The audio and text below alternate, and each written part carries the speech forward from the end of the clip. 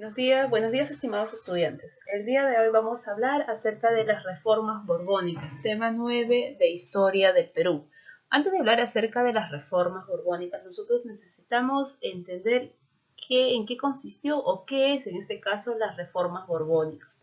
Las reformas borbónicas fue una serie de cambios en la política colonial en el ámbito administrativo, económico, fiscal y religioso aplicado por la nueva casa de la dinastía de los Borbones, que era una casa francesa, con la finalidad de fortalecer el poder de la corona española y de esa manera incrementar los recursos económicos de la corona y sobre todo recuperar el control de la colonia americana.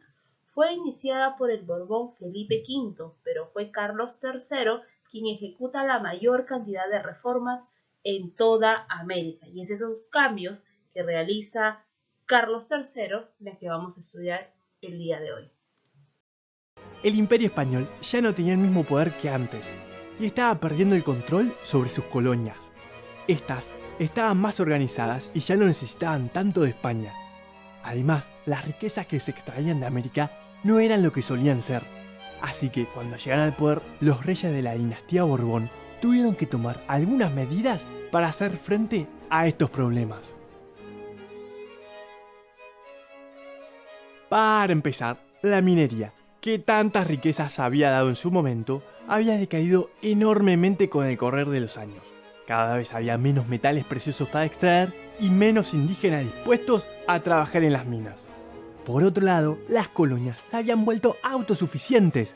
Esto significaba que las mismas poblaciones locales producían las mercaderías como los alimentos, vestimentas y otros elementos que necesitaban para vivir, así que no hacía falta comprar las mercaderías provenientes de España. Los comerciantes españoles no tenían a quién venderle, y las riquezas coloniales circulaban dentro del territorio americano sin llegar a España. Además, el contrabando, es decir, el comercio con otros reinos que estaba prohibido, se seguía practicando. Esto se debía a que la monarquía española cada vez tenía mayor dificultad para sostener el monopolio comercial que había instaurado, y como consecuencia perdía más riquezas que se le escapaban hacia otros reinos. A esto hay que sumarle que debido a las enormes distancias, los reyes tenían grandes dificultades para hacerse obedecer en las colonias. Las autoridades locales en América habían formado fuertes vínculos con los miembros más importantes de la sociedad, por lo que muchas veces se priorizaron sus intereses particulares por encima de los de la corona española.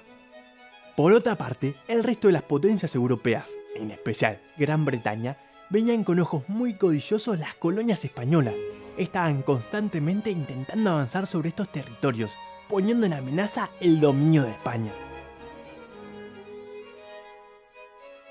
Para resolver estos conflictos, los reyes borbones de España tomaron una serie de medidas conocidas como las reformas borbónicas.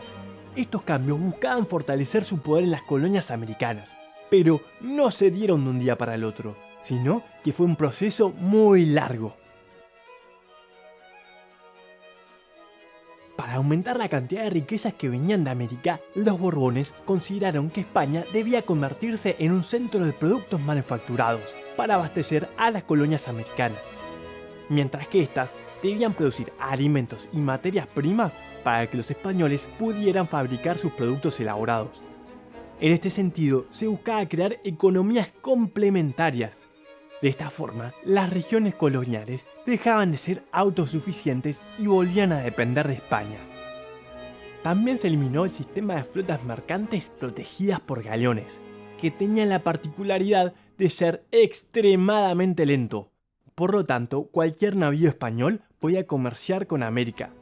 El problema era que los barcos particulares debían navegar los inmensos mares y afrontar las peligrosas rutas comerciales solitos. Otra medida importante que se hizo para promover el comercio fue la habilitación de nuevos puertos para comerciar entre ambos continentes.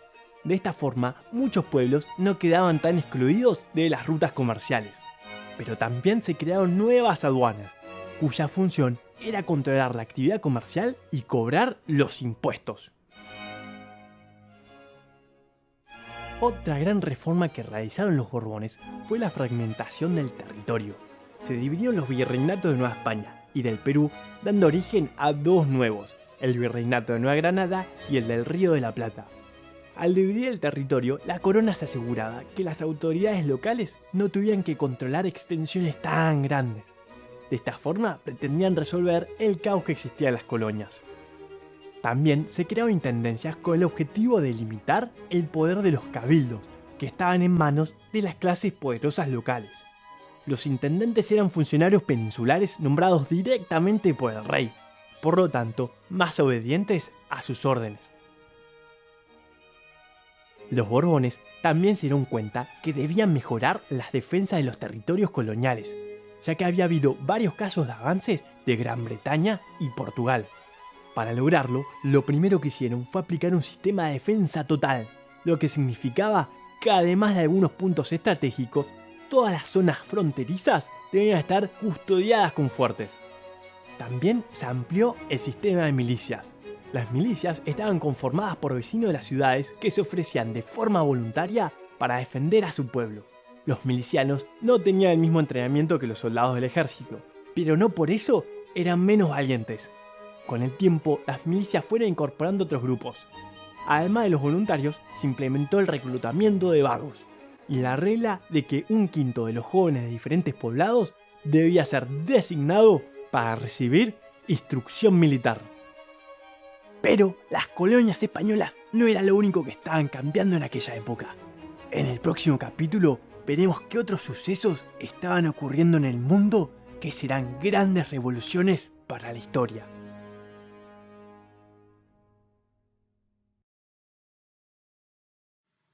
¿Cómo llegaron los Borbones al poder? Recuerda que la primera dinastía que va a gobernar España va a ser los Habsburgo. Entonces, ¿cómo se da el cambio de los Habsburgo a los Borbón? Ahora lo vamos a entender.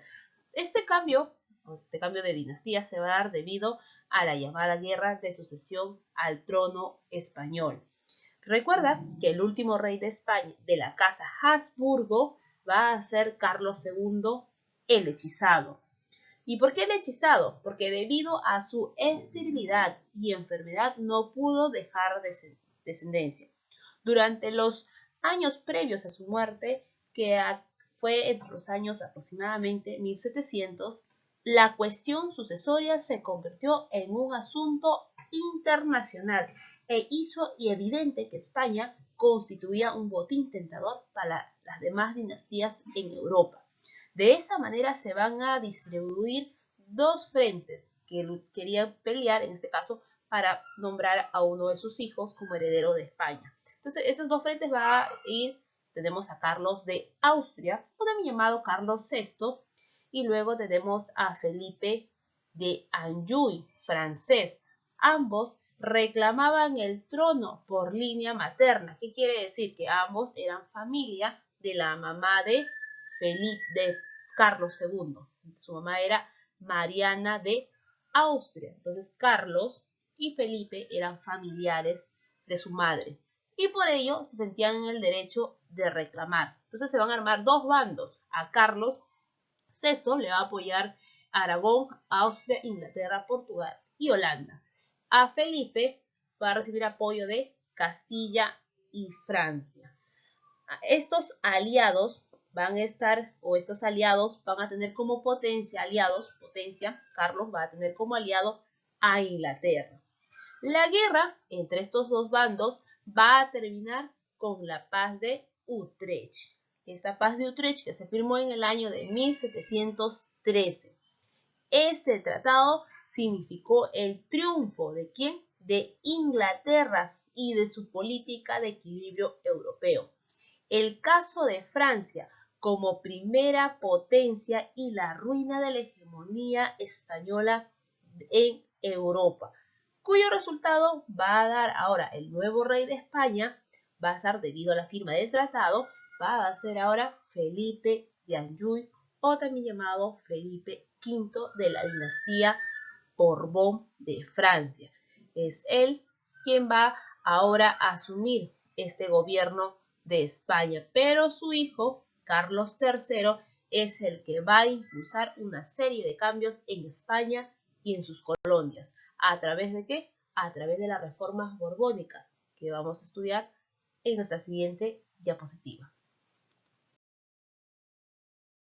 Las reformas borbónicas. Vamos a empezar a hablar acerca de la reforma territorial. ¿Con qué fin se crea esta reforma territorial?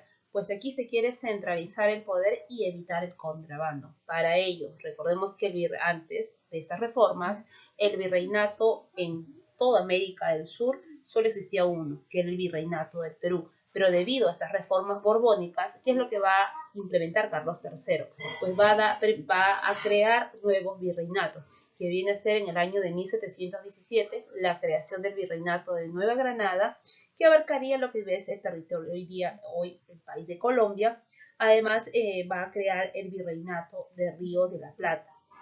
Esto para evitar el contrabando. Y posteriormente también va a crear las capitanías generales de Venezuela en 1777 y la de Chile en 1798. De esta manera va a traer como efecto la reducción territorial del virreinato del Perú. Tenemos también la reforma administrativa. En la reforma administrativa se va a dar la creación de las llamadas intendencias, que van a reemplazar a los corregimientos. ¿Y qué era un intendente? Era un funcionario nombrado y con sueldo, cuya función y obligación duraría por un tiempo limitado. Asimismo, tenía responsabilidades y atribuciones claramente definidas que facilitaban más estrictamente su control. Las intendencias que se van a crear aquí en el Virreinato del Perú son 7. La Intendencia de Trujillo, Lima, Arequipa, Tarma, Huancavelica y Cusco. Y luego hasta ahí son 6. Pero en el año de 1796 se va a crear la Intendencia de Puno. Tenemos también las reformas eclesiásticas. ¿Qué función tienen las reformas eclesiásticas? Bueno, acabar con el poder de los jesuitas. Por ello, se va a dar la expulsión de los jesuitas. Y recordemos que hasta el siglo XVIII en el Perú existían más de 500 jesuitas que trabajaban en las universidades, colegios y escuelas.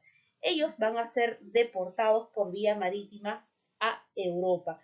¿Cuáles son las causas de la expulsión? No existe una explicación clara acerca de por qué se expulsó a estos jesuitas, ya que cuando el rey Carlos III, a través de la pragmática sanción, que es el documento por el cual se va a dar la orden de expulsar de toda la colonia de España, o sea, de toda América, votar a esta orden religiosa y deportarlas a América. Esta pragmática sanción se realizó en el año de 1767. Y aquí es donde Carlos III indica que esta medida no explicó el porqué de la expulsión, simplemente dijo que esta medida se la guardaba en su real pecho. Pero algunos indican que los pretextos se dieron debido a la presunta rebeldía de esta orden religiosa de los jesuitas. La ejecución del destierro, recuerden que se va a dar por la orden de Carlos III, rey de España, pero aquí en el virreinato del Perú estaba como virrey Juliet Amat y Juníet, el virrey Manuel Amat y Juníet, y él es el que va a asumir la orden del rey Carlos y va a expulsar a todos estos jesuitas del territorio del virreinato del Perú. Luego tenemos la reforma comercial. ¿Qué vamos a hablar nosotros en la reforma comercial? En la reforma comercial tenía como objetivo acabar con la piratería y el contrabando en América. Para ello se va a promulgar el llamado comercio libre. Recuerda, en el Tratado de Utrecht fue Inglaterra quien va a ganar el derecho a introducir las llamadas piezas de India, como se llamaba a los esclavos negros. Así también se estableció el llamado navío de permiso, una embarcación de 500 toneladas de carga de mercadería que acompañaba a las flotas españolas podía vender su carga libre, en este caso libre de impuestos, en las colonias españolas. Un gran cambio también se produjo en el año de 1778 cuando se promulga el Decreto de Libre Comercio. Era un reglamento de aranceles para un comercio libre de España e Indias, con el objetivo de obtener un mayor beneficio por la vía fiscal.